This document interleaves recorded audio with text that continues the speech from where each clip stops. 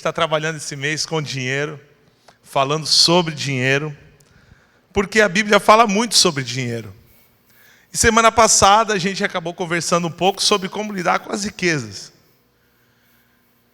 E hoje nós vamos conversar sobre talvez o assunto mais polêmico dentro de uma igreja evangélica nos dias de hoje. Dízimos e ofertas. Uma coçadinha na cabeça. É um assunto polêmico demais. Quem conhece a Resgate sabe que nós falamos pouquíssimo sobre isso. Pouquíssimo. E pela graça de Deus, nós temos sido muito abençoados. Muito. Porque as pessoas estão vendo o que nós estamos fazendo. Se você vê a primeira vez, não se espante, mas a gente faz muita coisa aqui. Se você vê esses banners aqui na nossa lateral, isso não é aleatório. Isso é real. E a gente ajuda. Ano passado nós gastamos mais de 460 mil reais em missões. Só para manter 62 crianças todos os dias em contraturno, nós gastamos 240 mil reais. E esse dinheiro veio de onde? De todos nós. Amém? A igreja tem mantido isso. A igreja tem trabalhado a respeito disso. Mas só que eu percebo que existe uma má informação muito grande sobre dízimos e ofertas. Primeiro que se tornou um assunto totalmente delicado de conversar. E por que ele se tornou um assunto tão difícil de falar? Porque dízimos e ofertas, ele faz parte de um nicho. Ele é uma senha, uma porta de entrada para um desdobramento espiritual. E é isso que eu quero mostrar para você hoje, porque eu preciso ensinar você sobre isso. Eu não quero que isso seja algo difícil na sua vida. Eu quero que seja algo que você compreenda o quão importante é. E eu quero que você tire todas as nuvens negras da frente. Mas Júnior, tem o pastor A, tem o pastor B, tem a igreja A, tem a igreja do Chapeuzão. O cara comprou uma fazenda, meus queridos. Deus é Deus. Amém, assim diz o Senhor. Caiu lá atrás. Deus é Deus sobre todas as coisas.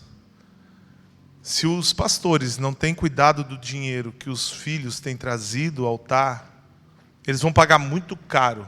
E você pode ter certeza que eles vão dar conta de tudo aquilo que eles fizeram de forma ilícita, de forma irregular, de forma que não somente perverteu a igreja, como também trouxe grande afastamento de muitos fiéis. Então não se preocupe com isso. Apenas olhe com olhar de misericórdia para muitos pastores que se chamam filho de Deus, que têm usado a igreja para enriquecer. Isso não é o nosso caso. Não é assim que nós cremos. Quero te convidar a abrir a Bíblia em Lucas 21. E a gente vai ler um pequeno texto.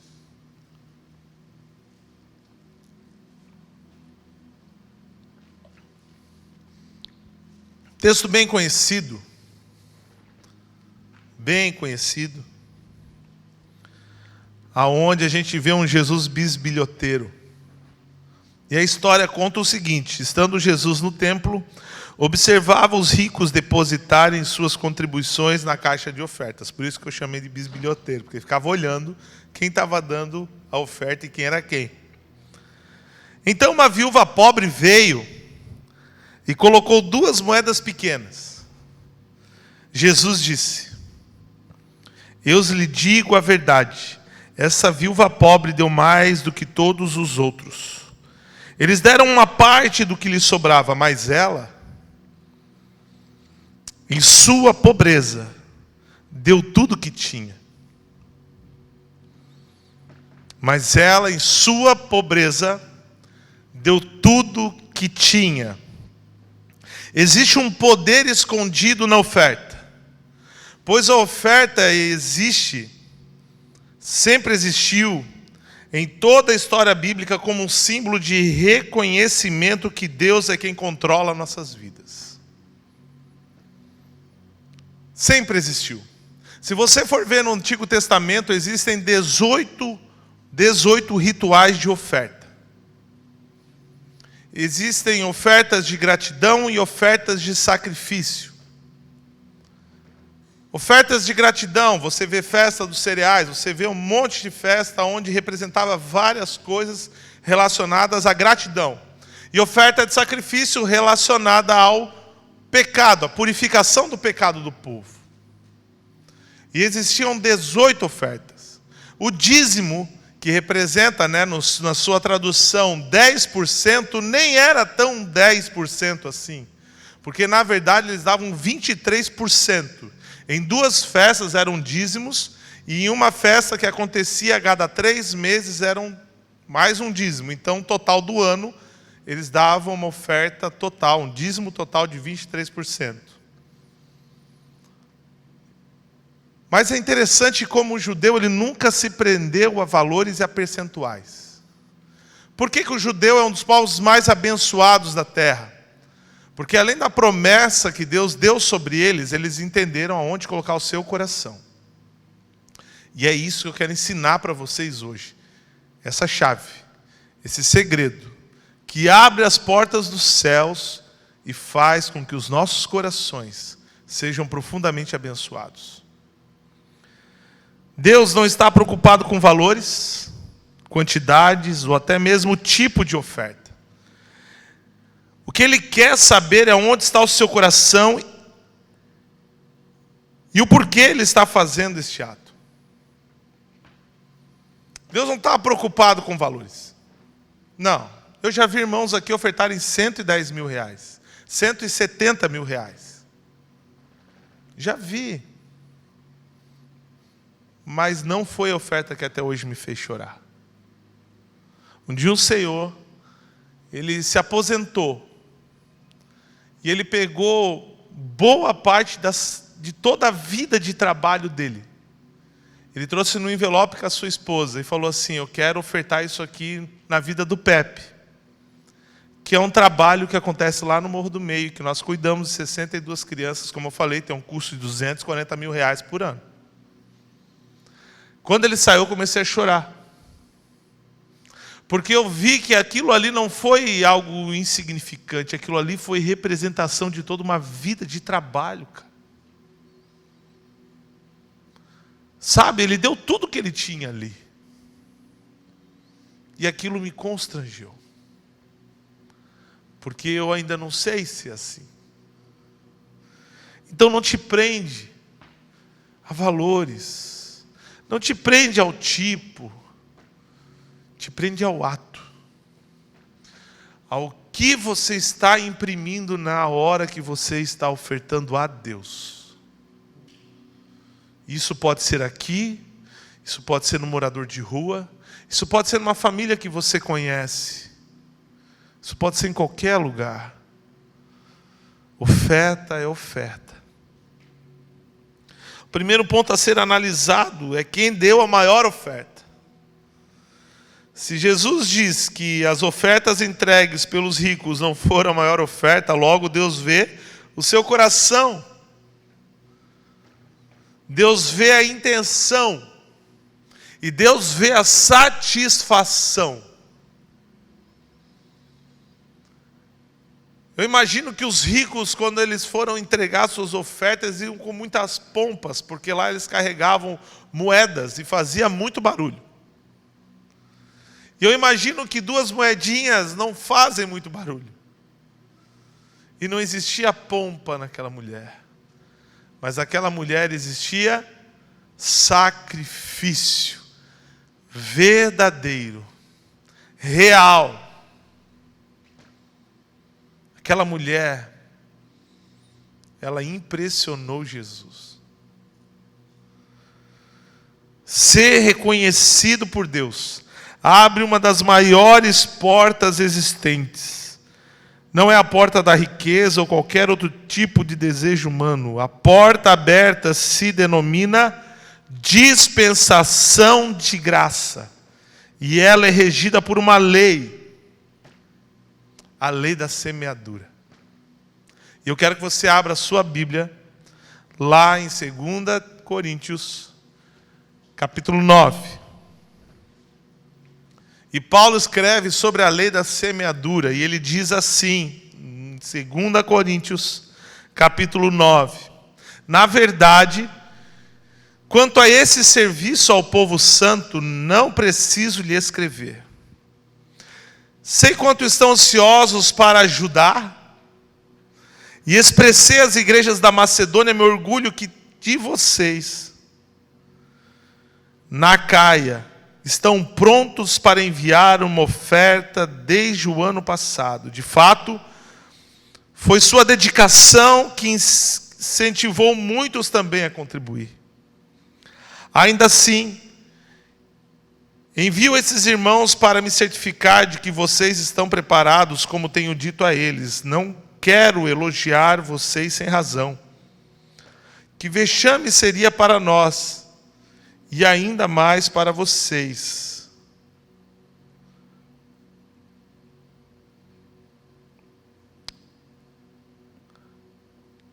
Lá no 5, portanto, considerei apropriado enviar, Eles cuidarão para que a oferta de vocês prometam, esteja pronta. Que seja, porém, uma oferta voluntária e não entregue de má fé. Lembre-se, versículo 6. Quem lança apenas algumas sementes obtém uma colheita pequena, mas quem semeia com fartura obtém colheita farta. Cada um deve decidir em seu coração quanto dar. Não contribuam com relutância ou por obrigação, pois Deus ama quem dá com alegria. Deus é capaz de lhe conceder todo tipo de bênção, para que em todo tempo vocês tenham tudo o que precisam, e muitos mais ainda, para repartir com os outros. Como diz as Escrituras, compartilha generosamente com os necessitados. Seus atos de justiça serão lembrados para sempre, por toda a eternidade, pois é Deus quem supre a semente para o que semeia, e depois o pão para o seu alimento. Da mesma forma, Ele proverá e multiplicará a sua semente, e produzirá por meio de vocês muitos frutos de justiça. Em tudo vocês serão enriquecidos, a fim de que possam ser sempre generosos, e quando levarmos sua oferta para aqueles que precisam dela, eles darão graças a Deus. Cada um deve então contribuir, para que todo o tempo vocês tenham tudo o que precisam e muito mais para repartir. Essa semente, essa lei da semeadura, ela é preciosa. Ela é incrível. Ela não falha. Mas cada um de nós deve contribuir com alegria e não com pesar. Não é com obrigação. Não é porque o pastor mandou. Não é porque a igreja mandou. Não é porque a Bíblia diz. Não é porque você vai ser castigado e vai vir privações na sua vida se você não dizimar. Não é porque vai vir um telhado negro sobre você. Não é porque vai acarretar maldição sobre você, não. Isso é uma ótica que você nunca deverá ter. A ótica que você precisa ter foi Deus que proveu a semente. Foi Deus que deu a semente. E essa semente produzirá muito fruto. Quem é que faz a semente dar o fruto? É você? É você? Cabe a você? Não. Você planta. O que vai dar dela não pertence a você. Você vai dar com alegria àquele que te deu a boa semente. A lei da semeadura abre portas infinitamente maiores do que a nossa compreensão. Ela move os céus para nos abençoar. E isso é o que Satanás e seus demônios têm trabalhado no meio da igreja. Pessoal, por favor, eu entendo que tem muita gente pilantra aí. Eu sei. Não precisa nem me dizer. Eu sou um dos primeiros a querer dar uma surra em cada um deles. Porque pessoas que trabalham sério pagam por isso. Pagam mesmo. É complicado. Complicado. E não é só dentro da igreja, não. É fora também. Vai abrir uma ONG para você ver se você vai conseguir dinheiro público. Fácil. É uma baita de uma burocracia. Por quê? Porque todas as esferas, a corrupção do homem entrou. Sabe, o sinal da queda, o coração doentio, ganancioso, entrou. Mas essa lei, Satanás não pode roubar de você, porque você tem que ser próspero. Não é a igreja que tem que ser próspera, é você como filho de Deus. É você. E é uma prosperidade que não é financeira. É em todas as áreas. Em todas as áreas. E eu vou dar um exemplo para você disso. Abra sua Bíblia em 1 Reis 3. Esse cara você conhece. Aqueles que estão solteiros, ele foi casado com 1000 mulheres. Aquelas que estão solteiras, ele fazia tantas poesias tão lindas para suas esposas. Ele foi um dos caras mais perfeitões que existe na Bíblia. Cara incrível. Salomão, o homem mais rico e mais sábio que já existiu em toda a face da terra. A Bíblia fala que Salomão fez um acordo com o Faraó, o rei do Egito, e se casou com uma das filhas dele. Trouxe-a para morar na cidade de Davi até terminar a construção do palácio real, do templo do Senhor e do muro ao redor de Jerusalém. Nessa época, o povo de Israel oferecia sacrifício nos altares das colinas de sua região, pois ainda não havia sido construído um templo em honra ao nome do Senhor. 3. Salomão amava ao Senhor. Vou repetir. Salomão amava ao Senhor, seguindo os decretos do seu pai Davi, exceto pelo fato de oferecer sacrifícios e queimar incenso nos altares das colinas. 4.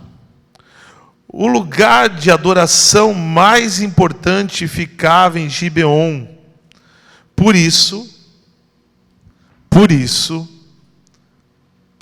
o rei Salomão foi para lá e ofereceu 1000 holocaustos. Salomão foi para lá e ofereceu 1000 holocaustos. Não deve ser barato 1000 holocaustos. Não, né? Não deve. Deve ser muito custoso.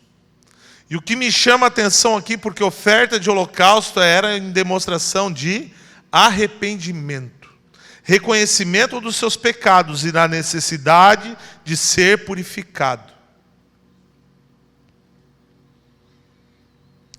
Depois que ele fez isso naquela noite, o Senhor apareceu a Salomão num sonho e lhe disse: Salomão, ele conseguiu mover o coração de Deus. Salomão, ele conseguiu movimentar algo no céu. Algo tão precioso, que é mais ou menos o que eu estou tentando te dizer até agora. Aquela viúva fez isso. Ela movimentou o coração de Deus em relação a ela, assim como Salomão também movimentou o coração de Deus para ele. E Deus fez aquela pergunta: peça o que quiser e eu lhe darei. Peça o que quiser e eu lhe darei.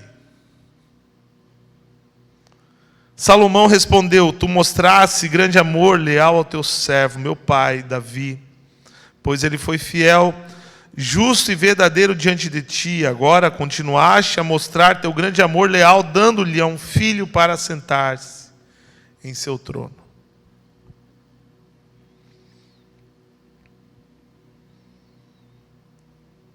Agora, ó Senhor, meu Deus, tu me fizeste reinar em lugar do meu pai, mas sou como uma criança pequena, ou sou muito jovem,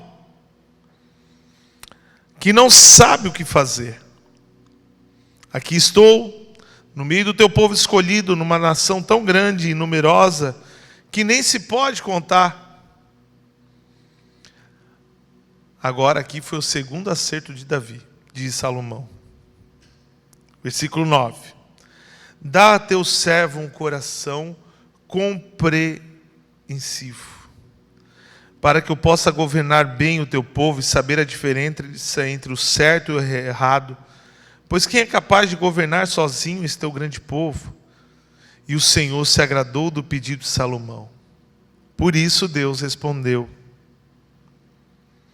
uma vez que você pediu sabedoria para governar o meu povo com justiça, e não vida longa, nem riqueza, nem morte de seus inimigos, atenderei a seu pedido, e lhe darei um coração sábio e compassivo, como ninguém teve, nem jamais terá. Também lhe darei o que pediu, o que não pediu, riqueza e fama. Nenhum outro rei em todo o mundo se comparará a você pelo resto de sua vida. E se você me seguir e obedecer os decretos e mandamentos, como fez seu pai Davi, eu lhe darei vida longa. Reconheça seus pecados, quebre seu orgulho, rompa com suas ambições.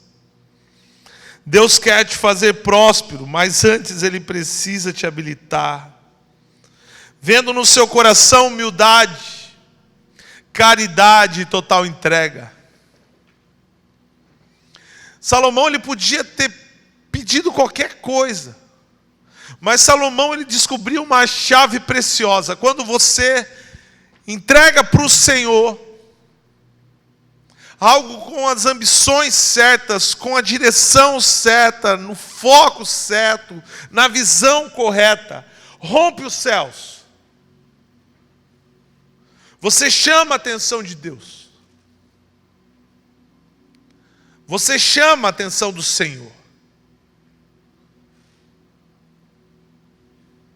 Imagina você pegar qualquer coisa e jogar aqui dentro. Você acha que realmente Deus vai olhar para você? Eu não estou falando que você fez errado ao fazer esse ato. Mas eu estou pedindo para que você observe como até você vem entregar esse negócio. Porque ele é muito importante. Ele é importante demais. E ele casa muito com o que nós conversamos. E eu falei, dízimos e ofertas estão relacionados a riquezas. Eu falei semana passada. E é quase impossível não falar de dízimos e ofertas sem correlacionar com as riquezas que nós falamos.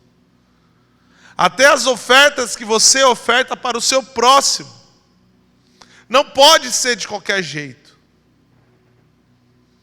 Porque quando você oferta ao Senhor, Ele olha no teu coração e Ele consegue, você consegue fazer com que o coração de Deus se movimente. Se movimente. Ele vai olhar para você e vai falar assim: meu filho, o que você precisa? Deus, Ele vai começar a prestar atenção na sua oração. Sabe? Pensa Deus, dono de toda a riqueza da terra, Deus do impossível, aquele que rege todo o universo, falando assim o que você quer, olhando para você. Aí você pede certo. Salomão pediu certo. Eu me acho incapaz de fazer aquilo que o Senhor me deu para fazer. Preciso de sabedoria. Ele podia ter pedido qualquer outra coisa. Qualquer outra coisa. Porque Deus ia dar. Deus ia fazer. E quando ele pede certo, Salomão, ele alcança uma chave. A chave que abre os céus. E vê a dispensação de toda a graça sobre Salomão. Vou te fazer rico. Vou te fazer próspero. Tudo que você tocar vai prosperar. Você será o homem mais conhecido. Os teus inimigos serão agora teus amigos. Não vai ter paz. Não vai ter guerra. Dízimo e oferta não são uma chave. São uma oportunidade de movimentar o coração de Deus a te entregar essa chave. Dízimo e oferta não é uma chave de prosperidade. Ela movimenta o coração de Deus, e ela chama a atenção de Deus para te entregar essa chave. Você está entendendo? Eu não estou falando de valor, eu não estou falando de quantidade, eu estou falando de ato. Como você oferta ao Senhor? Como você oferta ao Senhor? Chama a atenção dele e ele te entrega uma chave. Vou pegar o mesmo exemplo da semana passada. O irmãozinho precisou de um sapato. Você foi lá. Fala o nome de uma loja legal. Vou usar o nome exclusivo, eu só conheço isso. Ravelli, sei lá. Existe ainda? Não, né? Fechou, né? Eu sei, eu nem sabendo. Exclusiva. Tá viva lá, do irmão da igreja. Né? Vai lá na exclusiva. Me dá um sapato chique aí. Que eu vou levar para o irmão lá da igreja. E a tua intenção é fazer com que aquele sapato sirva para o cara arranjar um emprego. Conquistar um lugar melhor. Não é para que o teu coração seja envaidecido. Quando Deus vê isso, Deus sai do trono dele, olha lá para baixo na terra.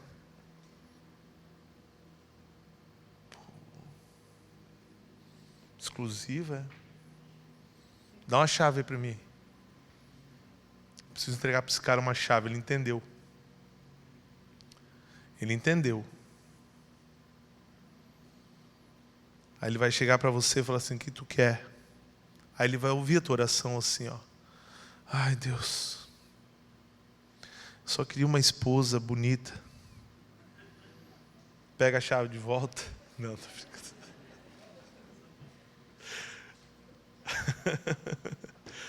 Sou Deus impossível, mas esse não tem jeito, tô brincando. Perde a pregação, mas não perde a piada. Deus move o coração.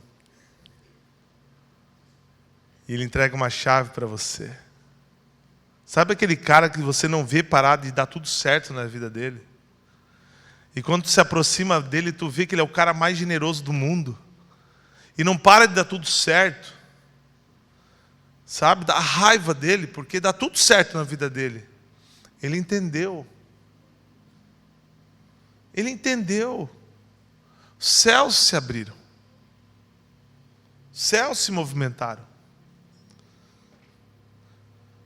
Comece parando de debater, criticar, discernir sobre se é correto ou não, se é bíblico ou não. Simplesmente, tão somente obedeça, dando tudo o que você tem. Quanto mais você reter para si, mais Deus te testará, até que você satisfaça o desejo de Deus, que é entregar tudo e reconhecer que tudo é dele. Tudo é do Senhor, cara. Você veio nu para a terra. Sabe, uma massa informe, que até hoje a ciência está tentando descobrir como é que um gameta masculino vai lá, explode em células, e um monte de células, tronco, vira um ser humano com todas as suas faculdades. Essa vida veio de Deus. Tudo é dele. A capacidade de eu reconhecer um tom veio dele. Não fui eu que moldei o meu ouvido. Não fui eu que projetei o meu sistema vocal. Não fui eu que desenhei o meu cérebro. Tudo que você tem veio dele. Mas quando você compreende isso, entende que toda a sua força está para servir a ele, com tudo que você tem, inclusive aquilo que você tem ganho. O céu se abre. Explode os céus. Deus vai abrir as portas do céu quando você parar de reter por medo, insegurança. O pior de tudo, porque a Bíblia mandou você entregar. É tudo. É tudo. É holocausto. Falei ontem na vigília de uma infelicidade minha. Fui pregar em Piraberaba, numa igreja menonita. 200 alemães. E eu fui pregar sobre a oferta do holocausto. Eles me olharam meio brabo e eu não entendi o porquê. Um dia eu andando de bike lá, com um amigo meu, passei e falei, pô, vim pregar aqui, os caras quase me bateram. Ele, sério, pô, uma mensagem até boa. Escrevi sobre o holocausto. Ele, tu é maluco? Falar de holocausto na igreja dos alemães. Nunca mais me convidaram para pregar lá, né? Mas a mensagem foi boa. Porque eu falei assim, a Bíblia manda você queimar tudo. Tudo. O dia todo. Você começa queimando e termina queimando. Deus olha a sua vida. Não há presença de Deus enquanto você retém aquilo que é dele. Não estou falando para você a partir de hoje vir aqui e deixar até os boletos aqui. Se você pensou isso, você não entendeu.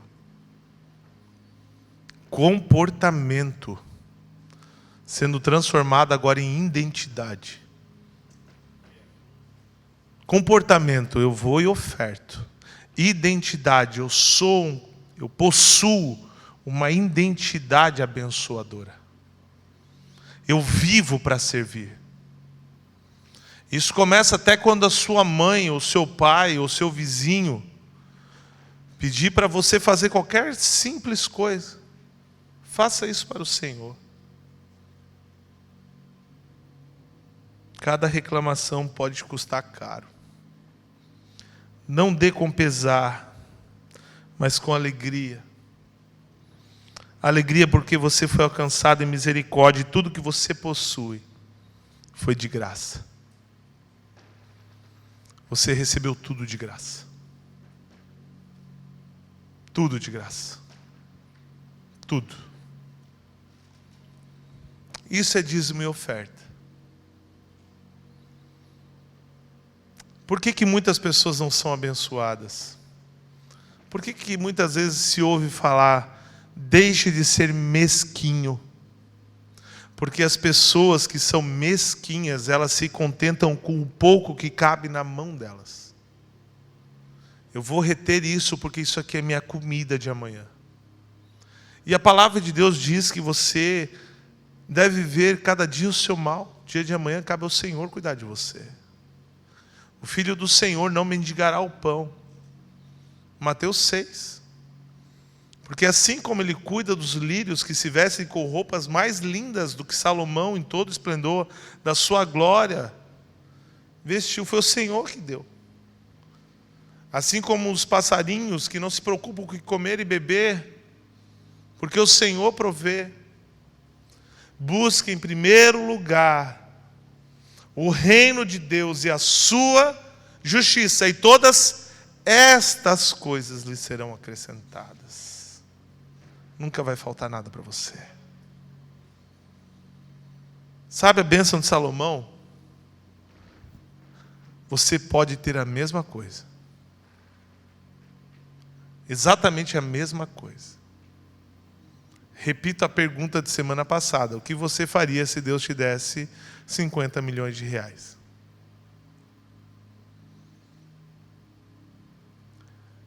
$5 milhões de dízimo para a igreja. Meu Deus. 5 milhões. Não. Jesus, eu recebi tudo isso, e agora? Tu quer que eu fique com alguma coisa? Está entendendo?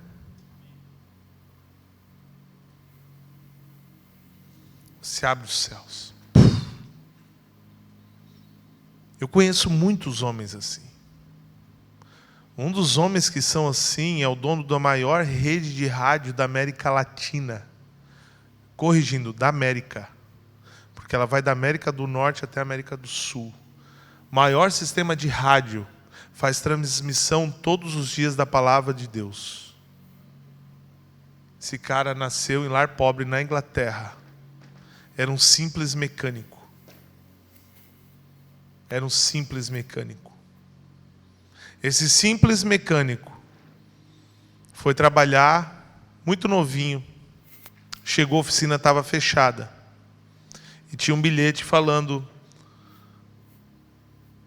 essa oficina a partir de hoje é sua. Ali foi a primeira bênção de Deus. E ele falou: Deus, o que você quer que eu faça com essa oficina? Tudo que entrar aqui é teu, porque ela não veio para mim. Com o meu trabalho eu ganhei de você. Algum tempo depois entrou um bandinho de japoneses dentro da oficina. Vieram falando aquele inglês complicado misturado com japonês. Falando assim: nós somos da Toyota, uma empresa japonesa que não existe na Europa.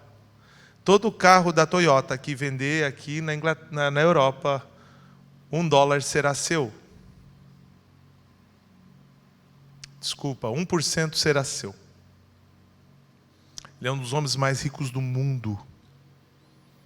Se você for falar com ele hoje, ele vai falar que nada é dele. Porque tudo foi o Senhor que deu. Você conseguiria ter essa postura? Os céus se abrem. Por que é para pouco, Júnior? Porque para você deslocar Deus do trono dele, lembra Jesus? Jesus falou assim: eu vou, eu entrego tudo, eu morro, eu amo. Ele foi a oferta perfeita. Ele não somente agradou Deus, ele ganhou a chave do inferno. Ele foi o único digno de abrir o livro da vida. Ele foi o único adorado por todos os céus. 24 anciões se prostrando na sua frente. Sacrifício perfeito. Nós nunca vamos conseguir chegar nesse nível. Mas Deus espera que você mova o coração dele. Amém? Fique de pé e feche seus olhos. Quero orar por você.